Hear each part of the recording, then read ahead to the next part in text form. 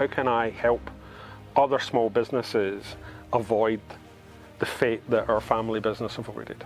When I progressed down the route of actually getting a degree in computer science, which was again the pathway that you would follow, I thought, I love technology, but I don't love it in this way. And so I dropped out, and I think everybody has the capacity to do this, is if you have some sense of, well, what is the future? What does it look like? And you can paint that picture in your head, and you can begin to feature, well, where do I play a part in that? And actually, a lot of people call that success visualization. I didn't have a degree in computer science. I didn't get an MBA. I think I felt a degree of imposter syndrome or some degree of inadequacy. I've got something new for you this time, a two-parter, and it's worth it. Gary Turner. If you've not heard of him, but you've heard of Xero, the small business accounting platform that dominated the industry, Gary Turner is the co-founder of Xero UK, the one who grew it from 58,000 turnover, just 3 members of staff, to over 150 million turnover, servicing more than 750,000 small business customers. So what made him the right person for the job? The right person for the founders of Xero to contact and say, we need you to grow this in the UK. For this first episode, I talked to Gary about how his childhood and his parents' own business influenced his passion for small business. His career journey and the foundations he laid throughout that time that made him just that one. I'm Richard Osborne, and this is Drive, the small business podcast from UKBF. Gary. Richard. Thank you for coming along today. It's an absolute pleasure and honour to have you here. Your name is a name that's come up a number of times in a couple of past podcasts with people with names you might recognise, and somebody who has been very well connected with small business in the small business world. So to have you sat here is an honour. So. Well, thank you. It's an honour to be invited.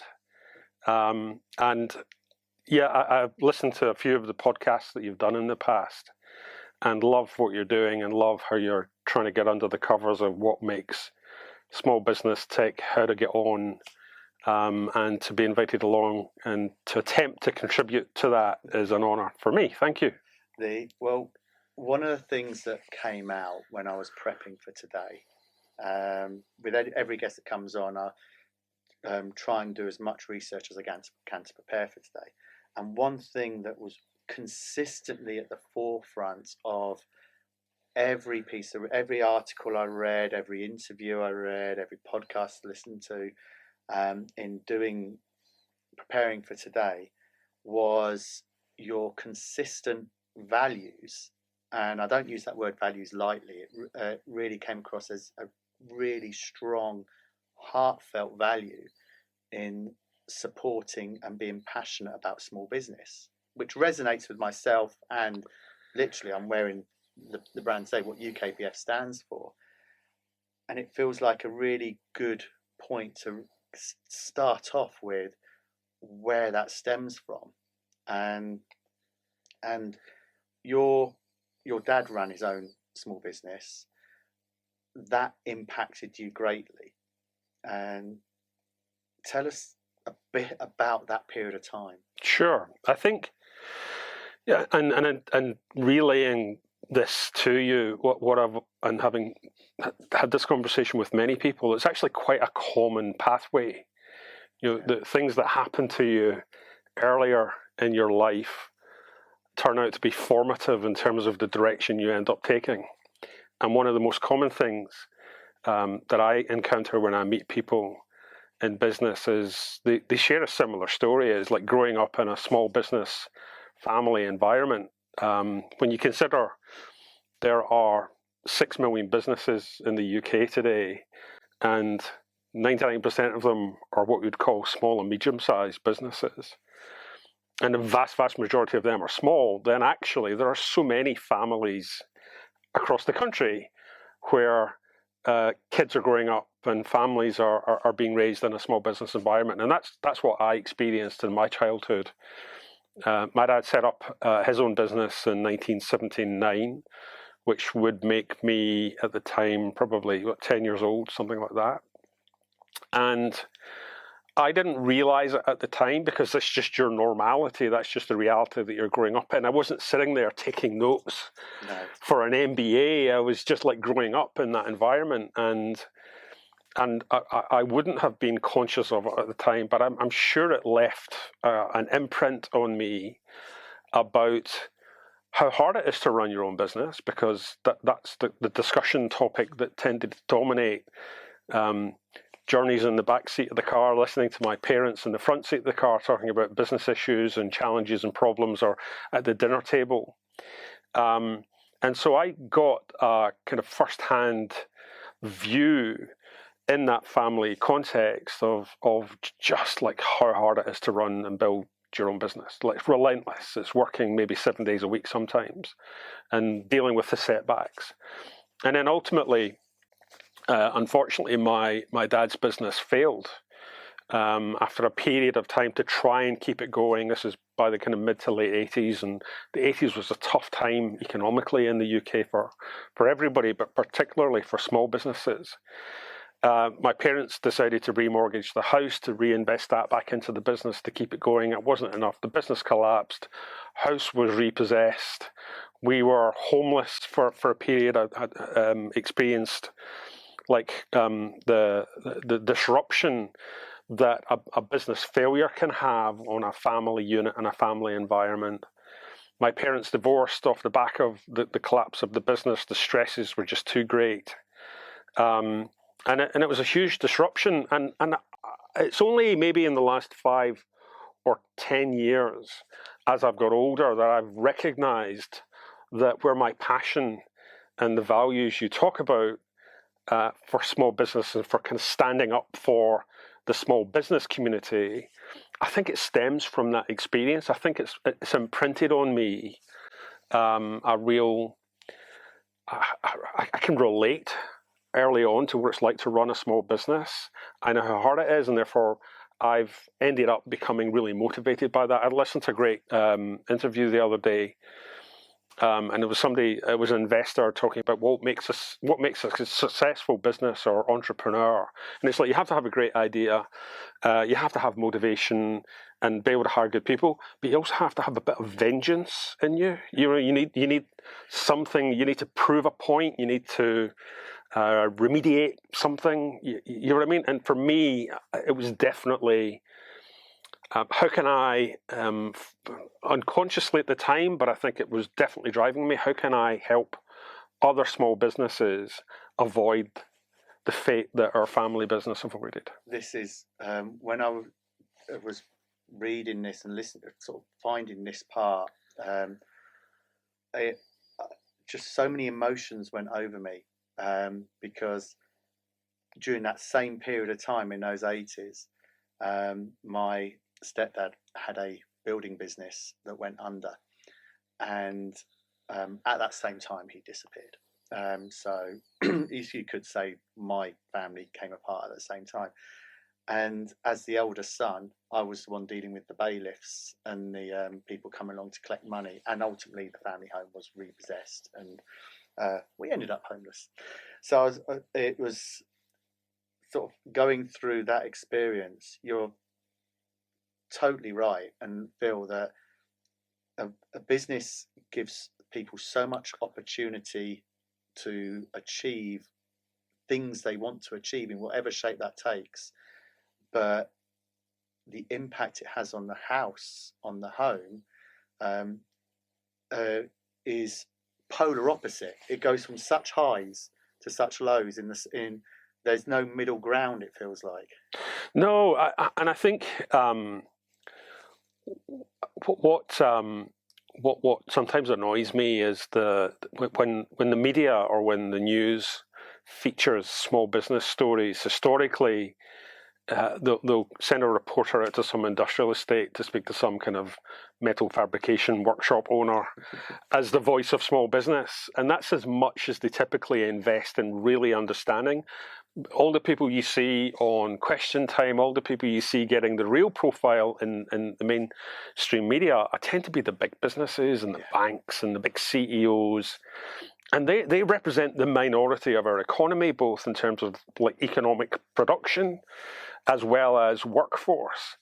And it's the majority of small businesses that generally don't get the time of day, have to do their own profile building. So many. Completely. When you think about how many millions of businesses, what, there's 6.5, so somewhere along that. 6, yep. 6 million. And the depending who stats, it's usually around the 98% or 99% or variations in that are the smaller end of the small or the micro businesses. And just that tiny little 800,000 or so are the businesses that get the airtime, whether that's to Westminster or whether that's to media, as you say. But this podcast, actually the point that we're sitting here is the people, talking about the people who you'd walk past in the street who are small businesses, might be working from home or a small office, that are the majority of all the businesses across the whole of the UK that are just do it. Just get on and do it. There's this concept of like six degrees of separation, a principle where you can connect with anybody in the world through 6 relationships away. I think it's like 0 degrees of separation for small businesses. Everybody knows, runs as a family member, a friend, a neighbour who's running their own small business. They're much more relatable.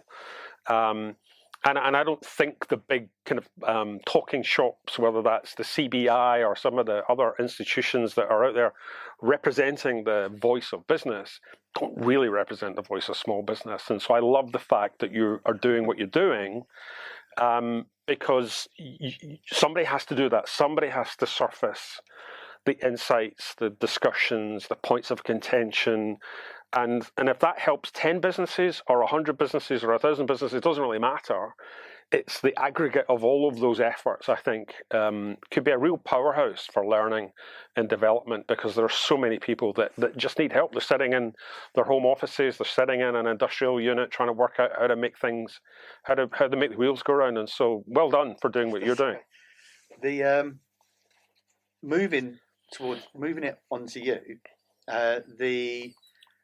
one of the interesting things I felt about your journey is we'll get to the destination of Xero and your involvement in Xero, but you seem to be doing things, or your path seemed to be guiding you towards Xero in whichever way, that shape that was taking, right down from the very early days of a BBC micro learning basic, which I did chuckle at, because that's how my career in computers started. I had a Commodore 64, and whilst my friends had whatever they may have been, PCs didn't exist in those days, but computers or games, they're playing games, I was like, how does this thing even work? And I had to get under the skin of it, and I started learning basic programming, which, as I understand, is how you did. And then sort of jumping forward, you had quite a career growth within a company called Pegasus, which I'll ask you about that career path. But just to drop in there, my first business was a reseller of Pegasus. Right. So our paths were very close in those days without even realising. But what did Pegasus give you in that sort of career progression and in that software industry?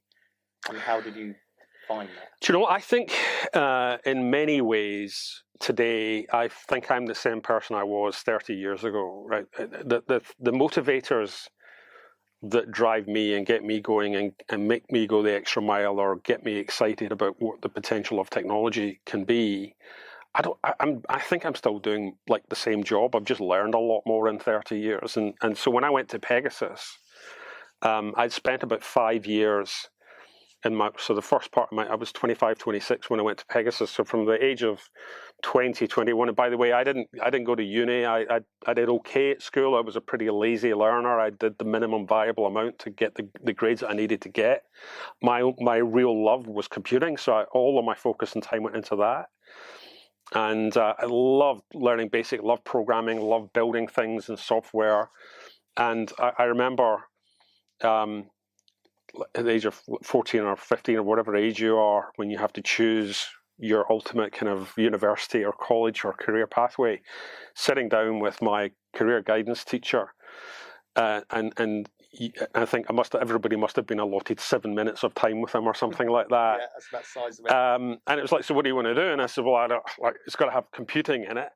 It's got to have technology in it. And so he kind of opened up his big book of jobs, which would have been, this is like 1982, 83. It was probably the 1976 big book of jobs. And so he went to computing, and there were 3 things in the big book of jobs. There was like data entry, which like doesn't sound much fun, programmer or systems analyst. That was the entire like career pathway potential for anybody interested in computing back in those days. And I said, well, which one earns the most? And he says, well, I think it's systems analyst. And I said, well, I'll be one of them then, because like, why would you go for the lowest one? And I went and I embarked, and I took all my passion and enthusiasm for tech and for building software and for just like real fluency I had with technology. And then when I progressed down the route of actually getting a degree in computer science, which was again the pathway that you would follow, I thought I love technology, but I don't love it in this way. And so I dropped out. And you can have a philosophical debate about whether people that drop out of a university kind of pathway are quitting or giving up, or whether they have the courage of their own convictions to not do the wrong thing. And I'm of the latter. I think it was a bold, decisive decision for me to abandon that and then find another outlet for my passion and my fluency for tech. And so I got a job. I managed to get a job working for an IT services businesses in Glasgow, a business in Glasgow at the age of 20, 21. Literally, welcome to the world of new business sales. I was cheap.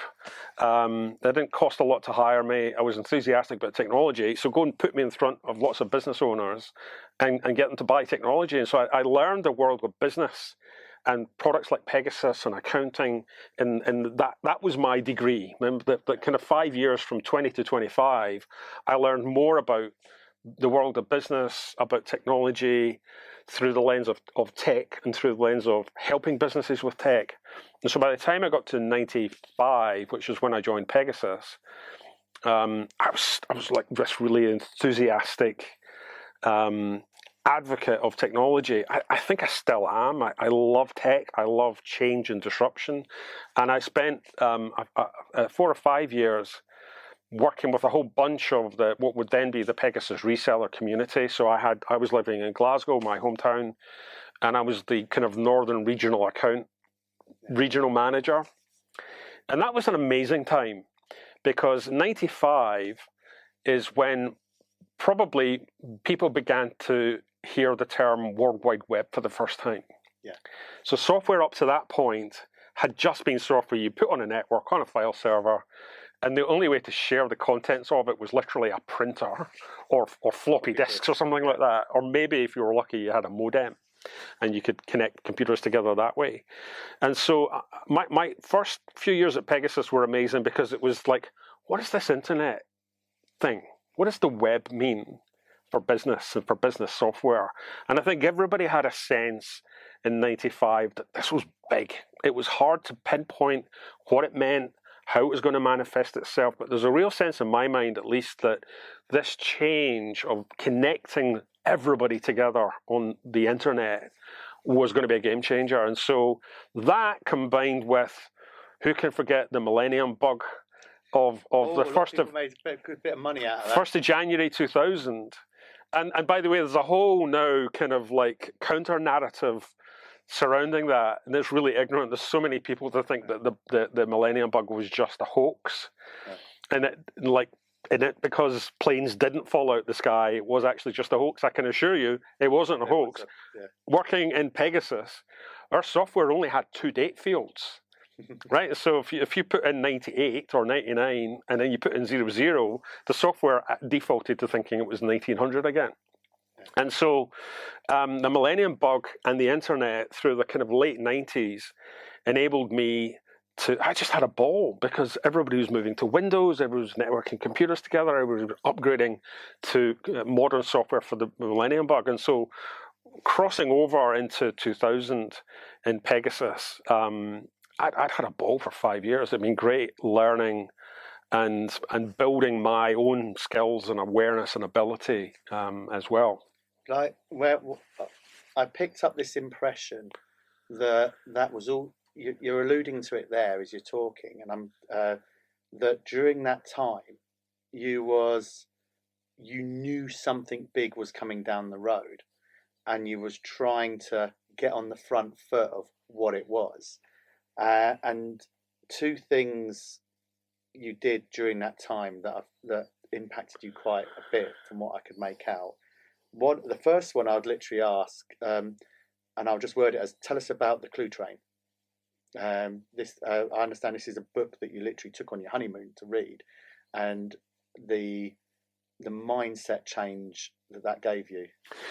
I think you're right about this idea of constantly trying to predict where things are going, and that for me has been a pretty helpful survival skill. And so round about the time 2000, and by 2000, of course, the internet .com bubble is at its maximum frenzy and froth, if you like. And if you didn't have a website, then you didn't have a business. If you weren't investing in getting out there and building online, like 5 years into the world of business web, if it was then. And so I thought, like, the game's up. The old world of software is finito. I need to reinvent myself, or at least re-educate myself about what is the potential for this new change. And I read a whole load of books at that time. And like most people, started like registering websites and domain names and learning how to kind of build websites and coding and HTML. Business registering domain names. Yes, yeah. And so kind of did all that. And then one book I found was called The Clue Train Manifesto. And it was written by 4 guys in the US, which started off as a website, and then they turned it into a book in 2000. And I could talk for about an hour just about the Clue Train Manifesto, but what it was for me, I mean, my wife and I get married in 2000, and this was the book, long haul flight out to Asia. I was sitting on the plane reading the book, by the pool reading the book. And by the time I came back from our honeymoon, it was like I had this epiphany, this like, oh my God, the world of business is going to radically change. I've just read about it in this book. I've read about many of the values and principles that were in that book. And this might sound a bit not that radical today, but back in 2000, so we're talking 23 years ago, businesses weren't really human. You were walking about in suits and ties.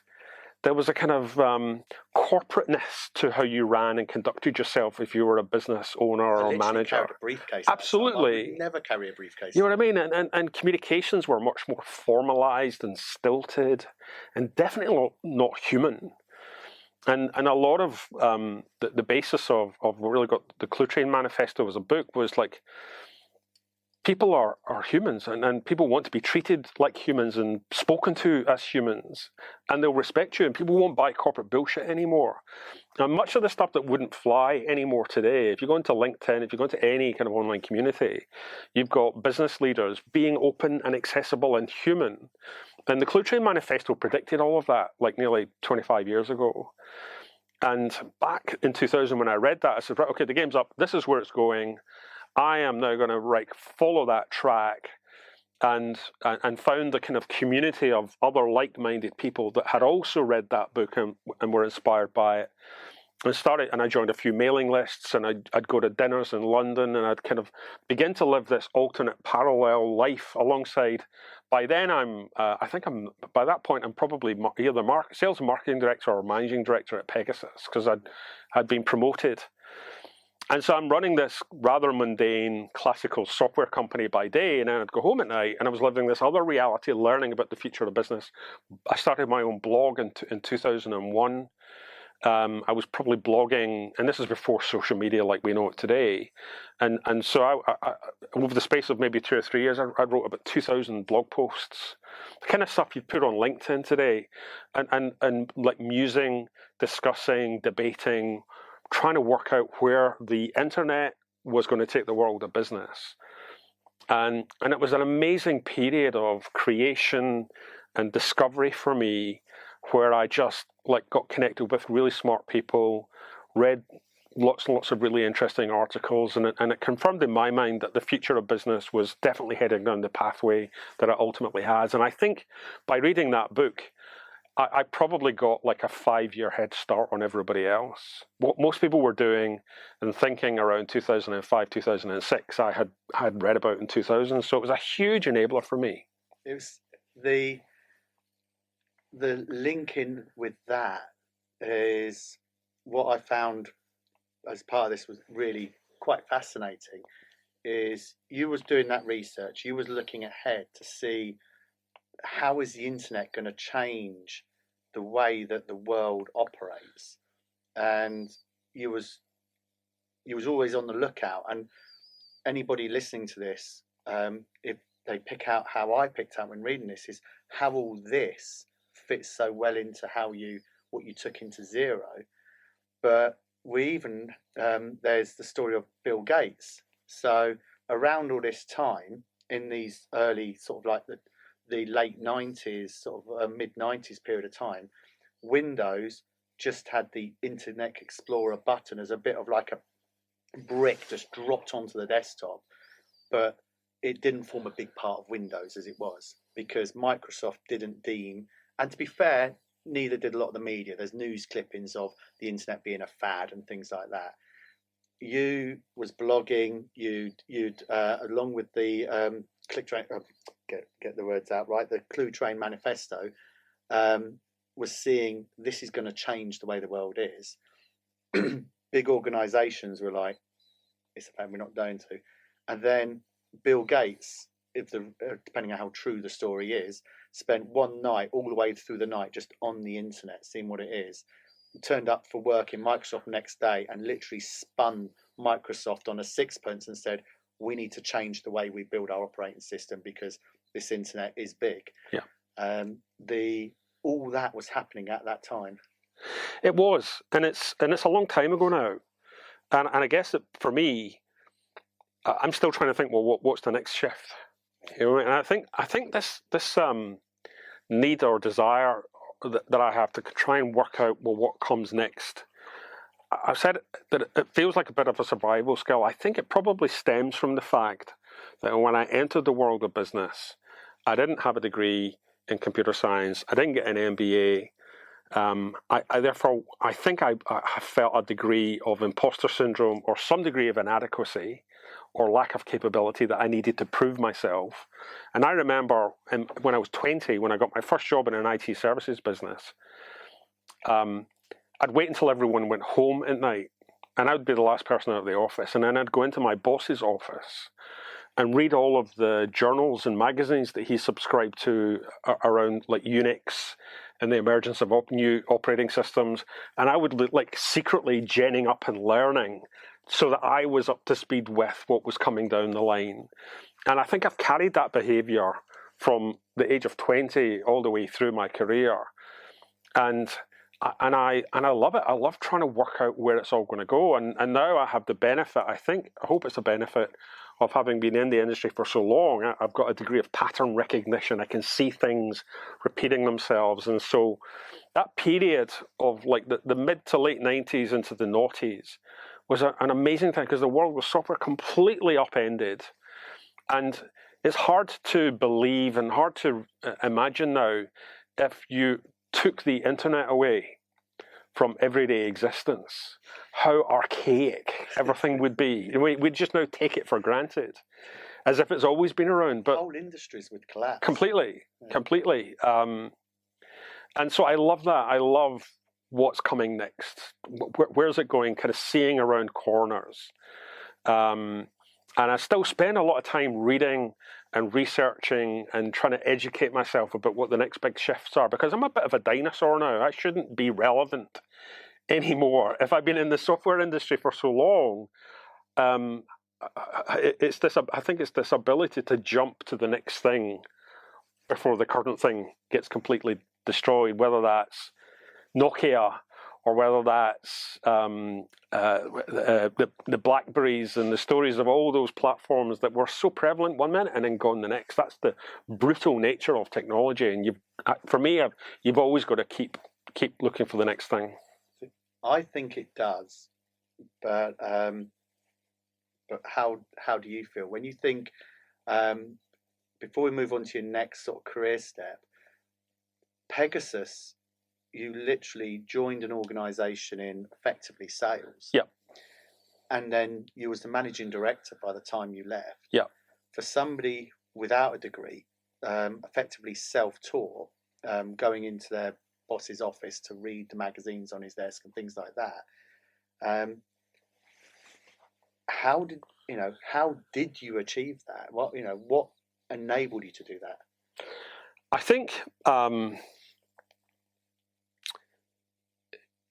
one thing that I have always relied upon, and I think everybody has the capacity to do this, is if you have some sense of, well, what is the future? What does it look like?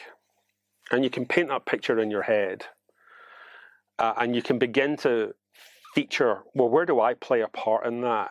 And actually, a lot of people call that success visualization or manifestation. Like you visualize yourself doing something progressive or big or difficult or scary. And the more you visualize yourself in that future reality, the more likely you are to attain that. And I believe that's a technique that people use in personal development to kind of help people build confidence. I remember doing that before I'd heard of it as like a formal technique. I remember doing that in my 20s, where I would picture myself in a future state going, yeah, I could do that. Well, yeah, I might need to learn some stuff. It might be difficult. It might take a while. But why not? Why not? And I think all too often people, instead of thinking about it from the position of like success visualization, they think about it failure visualization. They see themselves going, oh my God, I could never do that. I'm not qualified. I don't have the experience. I'm really not sure I know what I'm talking about. People are not going to believe me. And so it's so easy to talk yourself out of doing things. But for me, in my career at Pegasus, because I had this kind of innate fluency is the best frame of reference I can give it. I just get technology. I understand technology. I get it in a way that is just so inherently natural to me in how I communicate, and that's always been the case. That I go, yeah, I could do that. I remember sitting at the back of the room at the annual Pegasus conference. Probably this would have been late 90s, and I'm still like a sales account manager at that point, and listening to the CEO and the sales director doing all the things. And I remember going, no, I wouldn't have said that like that. I wouldn't. No, really, that's how you're going to explain the vision. I was like critiquing how I would have done it differently. And so I've always had this tendency to kind of try and think ahead. And I think that carried me through from starting off working inside what was effectively a Pegasus reseller business in my early 20s to then moving to Pegasus and turning kind of going from poacher to gamekeeper and then managing a whole bunch of reseller businesses. And I was somehow able to convince other people to kind of bet on me and my ability to take on more and more responsibility. And then when the opportunity came, and by this point, this is 2002, 2003, so I've been at Pegasus for about 6 or 7 years. I knew the business really well. And Pegasus needed a new managing director. And I would have been 32, 33. And I said, well, I guess I could do that. I mean, like, it doesn't sound too hard. I understand the business. We had a great finance director, a great customer service director. There was great, like, proper grown-ups already in those roles. And I thought, well, I know how to sell software. I know how to get people excited about software. And why not? Well, I gave it a crack, and I did it for 4 years. And I loved it, and I learned so much. That was like the beginning of my career in management. I'd only really been managing people for about a year or two. Probably not even that, actually, for about a year. I'd become a people manager, and I'm learning all about managing people. And then I'm managing director, running the whole business of about 120 people. And just following my instincts and following just what is basic common sense. Still reading a lot. Like, so what does it mean to be a successful manager? How do you lead people?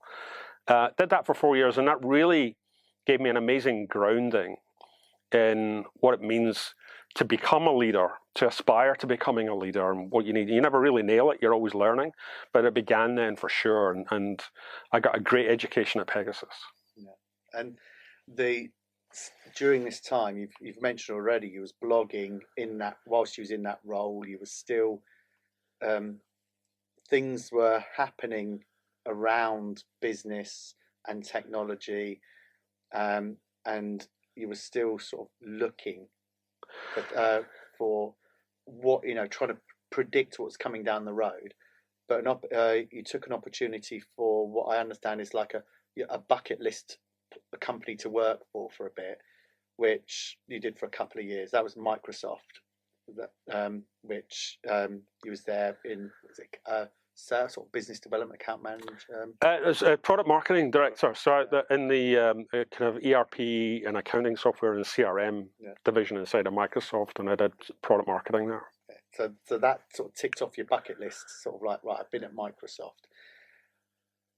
That's when sort of the role presented itself, and I may not have got the exact wording right, but resulted in you saying to your wife, what was it I got here?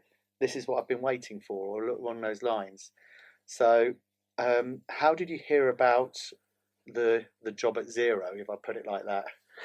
So I'm at Microsoft, which incidentally is another interesting little kind of side quest, because I'm from Glasgow, right? I don't have a Northamptonshire accent. And while I was at Pegasus, I relocated down here. And one of the reasons I chose to live on the kind of west side of Northamptonshire, because Pegasus is in Kettering, which is the other side. I remember looking for houses when me and my wife were moving down here in 2001. And we chose to live on this side of Northampton because it was closer to Reading, where Microsoft is. Right. This is like 6 years before I actually ended up at Microsoft. You completely, yeah. It sounds insane when you put it like that. I remember the discussion with my wife. She said, "Well, why this side of Northamptonshire and not like the east side of Northamptonshire?" And I says, "Well, when I end up getting a job at Microsoft, and it'll be a bit closer." And she's like, "Are you feeling all right?" And that's how it focused out. It was like so much on my, like, this is on my list of things I'm going to do. I then had a ball at Pegasus. Then I left Pegasus after there was a private equity takeover of the business, and I'd been there for 12 years. And I thought, well, I've kind of done everything that I've been on every ride in this theme park. It's time to go on and do something else. Went to Microsoft, ticked the bucket list. I then learned that just having something on your bucket list isn't enough. When the opportunity to then finally join Microsoft came along, it was like, well, why not? And I learned that why not isn't a great reason. You need a strong why. But it was fine, and it was great, and it kind of kept me out of trouble for a couple of years. But then I was probably 2008, 2007, 2008, not long after I joined at Microsoft. And I'd heard of this business in New Zealand called Xero, starting up and doing an IPO, just in the kind of way that you kind of pick it up on the wires. That's interesting, and definitely ticked the boxes of it's a cloud product, because that's the way the world is going, and I'd been like hypothesizing and expecting that to happen. But I very quickly forgot about Xero because they were in New Zealand. And I thought, well, it's New Zealand, so good luck to them, but it's a really long way away. And but the mistake I made was because actually software pre-cloud didn't travel very far. I mean, like businesses like Pegasus didn't go internationally because it's really hard to take a software business, a traditional software business globally, because you've got to set up distribution in countries and reseller networks. And everything. It's really, really hard. What I'd missed was Xero, and my kind of like dismissing Xero when I heard about them was, well, it's in New Zealand. That doesn't matter if you're on the internet anymore. And it's a pretty like schoolboy error to make that judgment. And this is also the same, just to add a few bits to the story. So during this sort of time, I'd created what is now e-filing, and the word cloud computing wasn't really being used. And a name we both, and a previous guest on the podcast here, Dwayne Jackson, yes. who you know, he was coining the term web apps around that sort of time, and I was building e-filing as like an online host, a multi-client hosted web application, and people were dabbling with this cloud concept around these sort of early noughties sort of time. So all this was happening around the periphery of as well. At the same time, you was hearing about Xero, and this was happening in your life as well. Definitely. I mean, so the basic, you could probably trace the roots of cloud software back to '96 actually, and Hotmail. Hotmail is probably the first example of an application in a web browser, really basic by today's standards. And then Salesforce is 99, so Salesforce is still in the 90s, right? So it's, but all the way through the 2000s, it was a bit clumsy and clunky, and it wasn't very responsive. And there was the classic experience that a lot of people had of using kind of web apps in those days, was like you'd press like OK to commit something, and then the screen might go completely blank. Or you might get an hourglass spinning, or you might get a message that says like, whatever you do, don't press the back button. Or if nothing happens in 10 seconds, then click here. And that's no way to run like a complex. I mean, if you're buying something off Amazon, you can live with that, but you're not going to build software for running a business that has that experience. And that changed about 2005. Web standards, how you could build apps to be much more responsive, much more like desktop software happened. And so Xero effectively emerged out of that world. And so I heard of Xero getting going in New Zealand, and I thought, that's great, crack on, good luck to them. And I'm still at Microsoft. And then it would be early 2009, and I got a LinkedIn message from Hamish Edwards, who was one of the original Kiwi founders that got Xero going a couple of years earlier.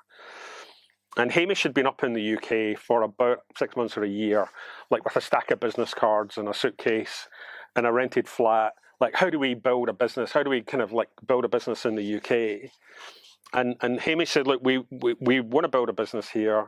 I'm about to head back to New Zealand, and we want somebody to come in and basically take over and just like start and build the business from where it is.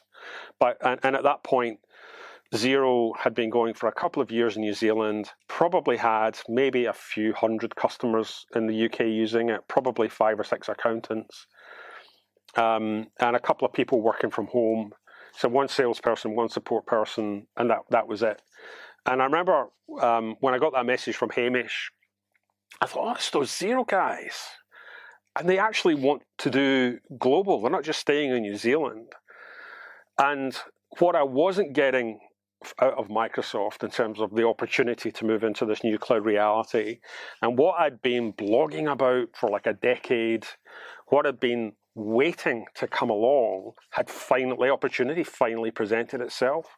Cloud, accounting software, a brand new company, a startup. I was 40, I'd never done a startup at that point.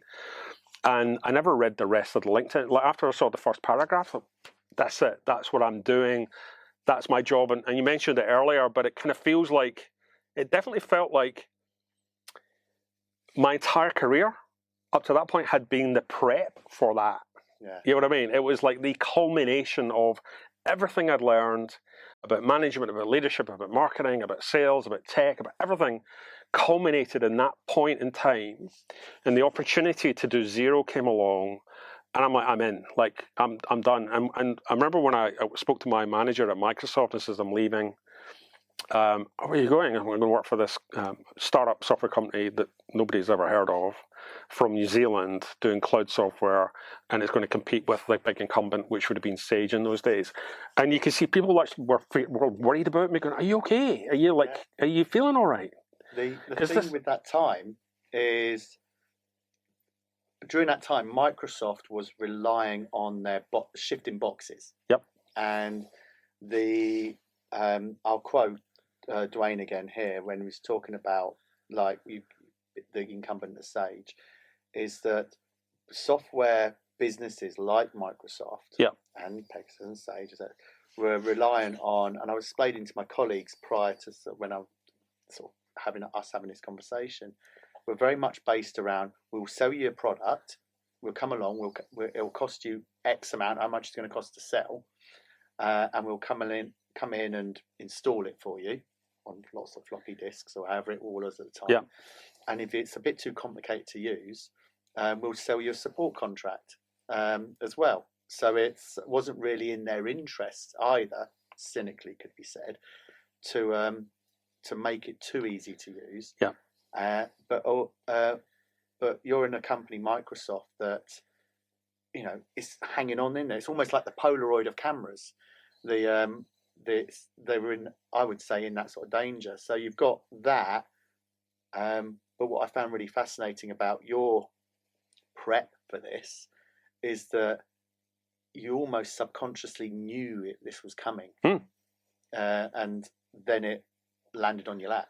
Yes, and therefore it was just a very instinctive and easy decision for me to make to walk away from Microsoft. And people thought, like, Gary's having a bit of a breakdown here, because that sounds like an insane decision. But it was the least insane decision to me. And in later years, people have said to me in discussions like, you must be relieved that it worked out okay. And Xero ended up being a successful business. And there was never any doubt in my mind that it had the potential to work out. And it was very likely to work out as long as I didn't screw it up, right? And so there was never any doubt in my mind that Xero was the best product at the right moment in time, the right culture, the right brand, the experience of what we were trying to build at Xero was as good as it could possibly be. And my job was to serve that opportunity. My job was never, I wonder if this will work or not, or I wonder, there was never any doubt in my mind, 100% belief that provided I didn't screw it up and provided I hired the right people, the business would succeed. And therefore my job was always in service to that opportunity. And so the only variable was don't blow it, because this deserves to succeed. When just picking up on your comment there about had the right culture, because to me, looking in, the company at the point when you got involved, you just said had only 3 people. Now it's widely publicised, so we know that at the point where Hamish brought you in to literally effectively co-found and MD and build this up, it was only turning over 56,000 a year at 3 members of staff. So when you say it had the right culture, didn't you bring that culture? Because you're literally starting from just a couple of people. Yeah, well, so it's important to remember, though, that Xero had been going for a couple of years in New Zealand prior to that point. So there was about 40 people in the whole company in New Zealand, and like 2 or 3 in the UK. But you could pick it up. I remember speaking to Rod Drury, who was the principal founder and CEO of Xero for its first 11 years. And Rod's a couple of years older than me, of the same kind of generation and vintage. Rod was a blogger when I was a blogger. Rod was, where's it all going? Loves the concept of big ideas, disruption, change, kind of creative destruction. I'll just jump in at that point. Yeah. So if he was a blogger doing the blogging at the same sort of time you was, had your paths inadvertently crossed during that time? They might have done. They might have done. I don't remember. I'm sure, because it was quite a small community. I'm just wondering whether, like, how they found you, or whether by you taking that conscious step to go out there into the public, online. Definitely, yeah. Putting your thoughts out there, getting your name known out there, Yeah. sort of asking these questions Yeah, and yeah.